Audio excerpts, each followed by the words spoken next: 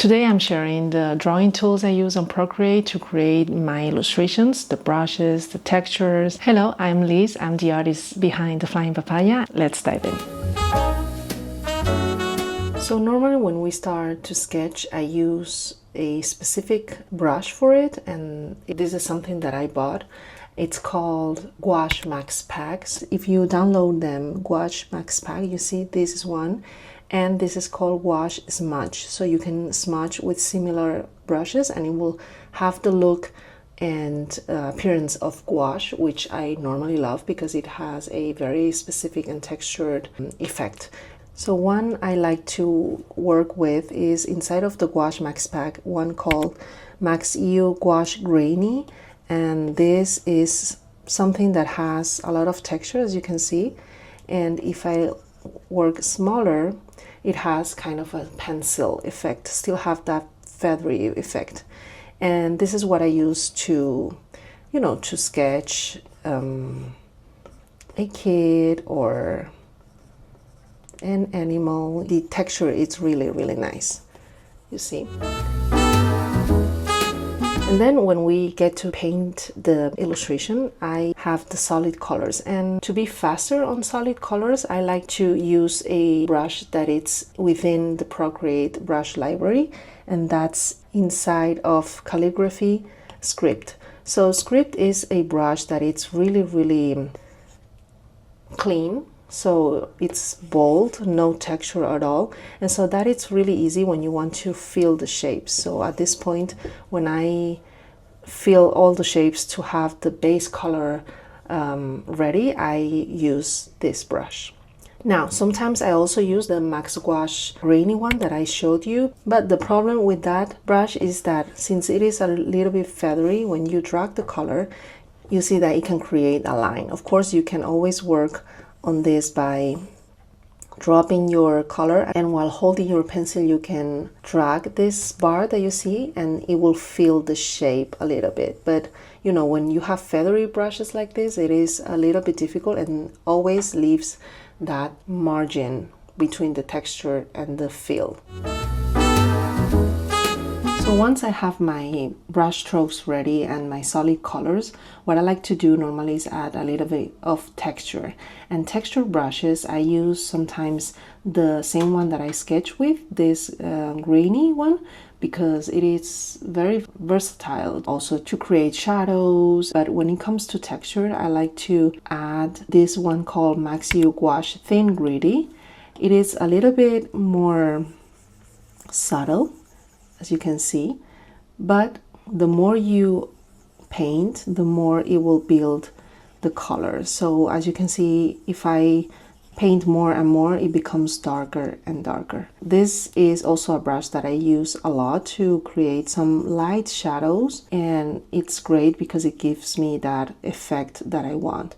So sometimes for the atmosphere, it's also really nice because the effect that it gives is a little bit light, and if I press on the brush, it will become more and more textured. It is great because it looks really organic, and the fact that it looks like when you are painting, this is what I love the most about this brush.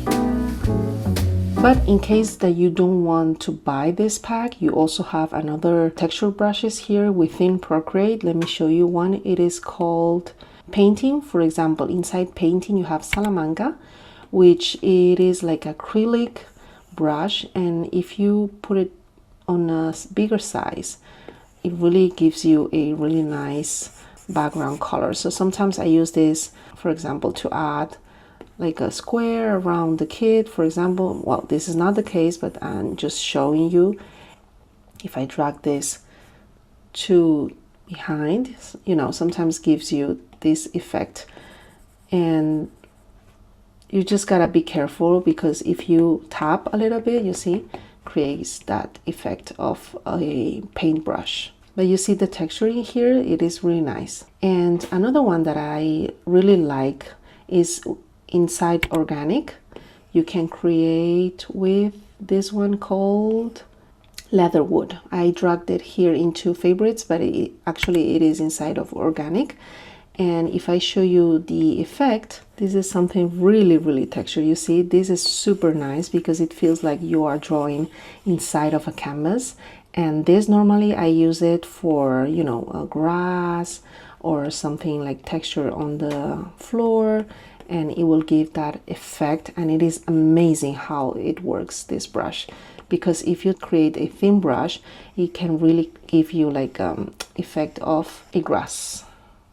And if you work with darker colors and then complete them, and then you use brighter colors to complement this brush, it can give you really subtle colors and really nice colors, you know. As you can see here, I am dabbing with my brush, and you can create really nice environments with this one. Actually, I recently did a commission with this, and there were 2 kids on a meadow, and I created it with this brush, which is amazing. So sometimes you don't need to buy anything outside the Procreate library because it got you covered. I also like this soft pastel inside of sketching.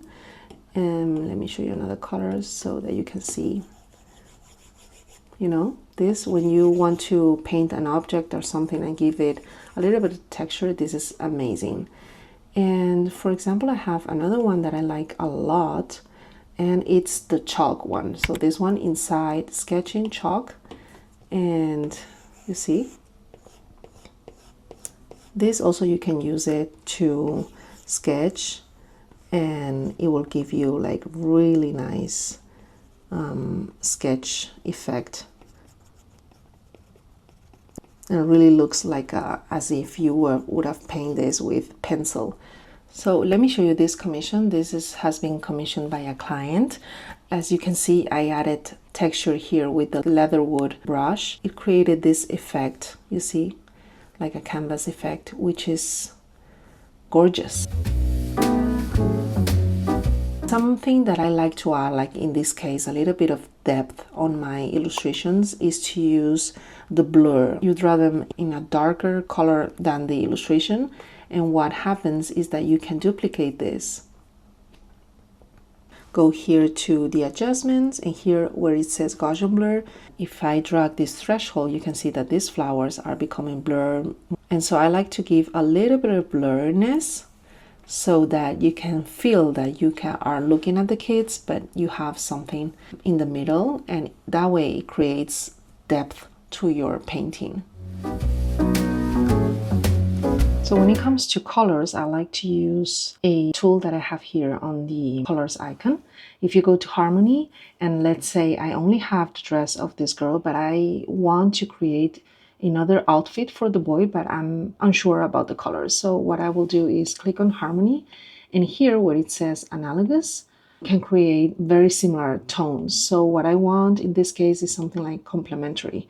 I want something that contrasts with the dress of the girl, so I will pick with the color picker this old rose, and it will give me this color. This is the color that I added to the outfit of the boy. So it doesn't always work because sometimes the colors are not perfect. You have to also put your intuition into it and see if the colors work good or not. But analogous is something that I use a lot in terms of trees. For example, if I had the tree in this color, I will choose this color and it will give me similar colors to complement the tree with. So this is something that it's really useful in my workflow, and I encourage you to use it and to try it.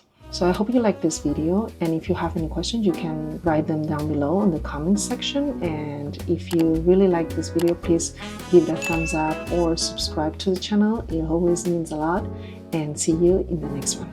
Bye.